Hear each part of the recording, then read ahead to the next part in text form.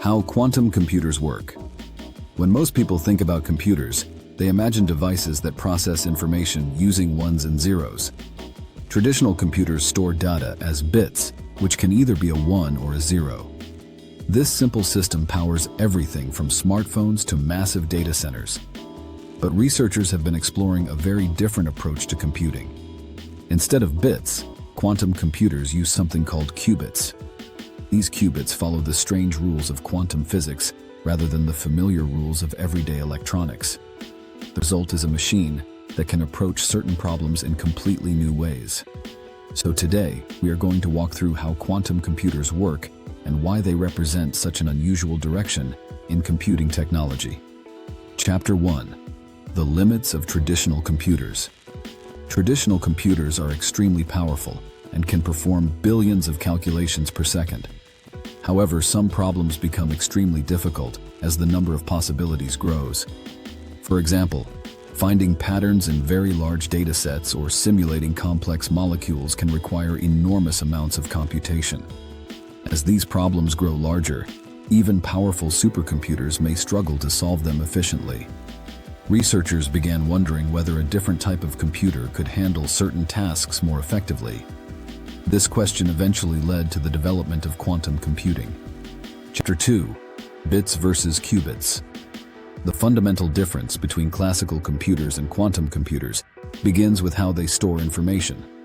Classical computers use bits, which can be either 0 or 1.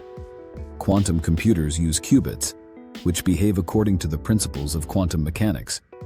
Unlike regular bits, qubits can exist in a state known as superposition. Superposition allows a qubit to represent both 0 and 1 at the same time. This does not mean it is literally both values in the same way a light switch might be on and off. Instead, it means the qubit exists in a combination of possibilities until it is measured. Chapter 3. Superposition explained. Superposition is one of the key concepts in quantum computing. Imagine flipping a coin in the air. While the coin is spinning, it is not strictly heads or tails. It exists in a kind of temporary in-between state. A qubit behaves in a somewhat similar way. It can represent a mixture of multiple states simultaneously. When many qubits are combined in a quantum computer, they can represent a large number of possible combinations at once. This property allows quantum systems to explore many potential solutions simultaneously. Chapter 4. Quantum entanglement. Another important feature of quantum computing is entanglement. Entanglement occurs when two qubits become linked so that the state of one qubit depends on the state of another. Even if the qubits are physically separated, their states remain connected. In a quantum computer, this relationship allows qubits to coordinate calculations in ways that classical bits cannot. Entanglement allows the system to represent complex relationships between variables in a very compact form. Chapter 5. Quantum gates. In classical computers, logic gates perform operations on bits.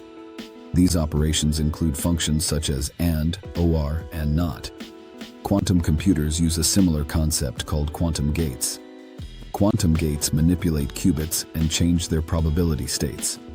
Instead of simply flipping between 0 and 1, these gates rotate the qubit's state in a mathematical space. Sequences of quantum gates form quantum circuits that perform calculations. Chapter 6. Measuring qubits. Although qubits can exist in superposition, eventually they must be measured to produce a result. When a qubit is measured, its state collapses into either 0 or 1. The probability of each outcome depends on the qubit's state before measurement. Quantum algorithms are designed so that correct answers become more likely after a sequence of operations. By repeating the computation multiple times, the most probable outcome emerges as the final result. Chapter 7. Quantum algorithms. Quantum computers do not run traditional software in the same way classical computers do.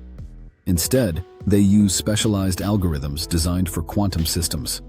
Some well-known quantum algorithms can perform tasks such as searching large datasets or factoring large numbers more efficiently than classical methods.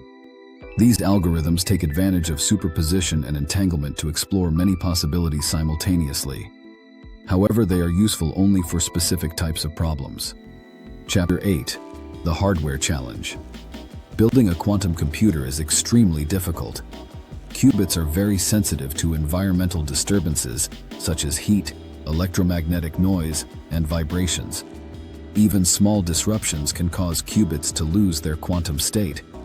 To prevent this, many quantum computers operate at extremely low temperatures near absolute zero. These conditions help preserve the delicate quantum properties required for computation.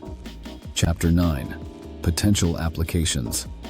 Quantum computers are still in the early stages of development. Researchers believe they may eventually help solve problems that are difficult for classical computers. Possible applications include simulating chemical reactions, optimizing complex systems, and improving certain cryptographic methods. However, most everyday computing tasks will likely remain the domain of classical computers for the foreseeable future. Quantum systems are expected to complement traditional computing rather than replace it. To wrap up, quantum computers operate using the principles of quantum mechanics rather than traditional binary logic. Instead of bits, they use qubits that can exist in superposition and become linked through entanglement. Quantum gates manipulate these states to perform calculations. Although measuring qubits produces traditional results, the computation process explores many possibilities simultaneously. While the technology is still developing, quantum computing represents a fundamentally different approach to solving certain complex problems. This has been a mini Leviathan production. If you enjoyed it, check out our other videos.